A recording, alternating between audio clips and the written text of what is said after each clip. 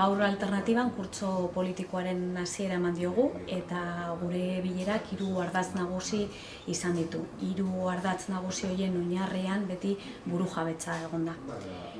Gure lehenengo ardatza izan da emantzipazio borrokak eta nola ez Katalunian gertatzen ari dena.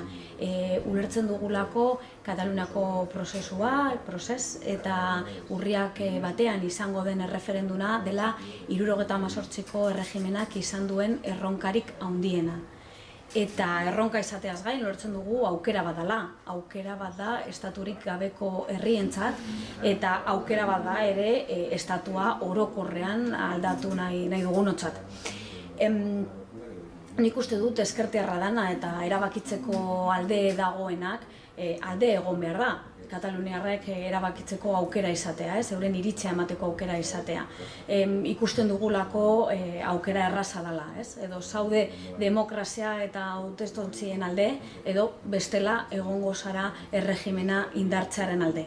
Alternatibatik argi dugu zeren alde gauden eta horregatik Kataluniako prozesuaren alde egin dugu hasieratik. Eta zergatik? Ikuspuntu demokratiko batetik, nola ez, baina baita ere ikuspuntu internazionalista batetik eta baita ere ikuspuntu emantzipatorio batetik. Ulertzen dugu nazio baten eraikuntza sozialarekin ere harremana dauka. Eta hori dela eta bai diadarekin lotura duten ekimietan eta urriaren batean ere han izango gara. Han izango da alternatibako ordezkaritza garrantzitsu bat. Hau gure lehenengo ardatza bada eta ardatz garrantzitsuena bigarrena nahi duguna da feminismoa, ez? Eta, ikusten gara gaur Hondarribian kaleetan, gertatu ari den bazterketan, edo Bizkaiko egoitzetako langileen borroka luzea. Horregatik ulertzen dugu gaur jarraitzen duela ezinbestekoa izaten berdintasun politiketan sakontzea eta horiekin jarraitzea tinko. Hirugarrena, arduratzen digun arazo garrantzitsu bat ere bada, eta da sortzen ari diren desoreka sozialak.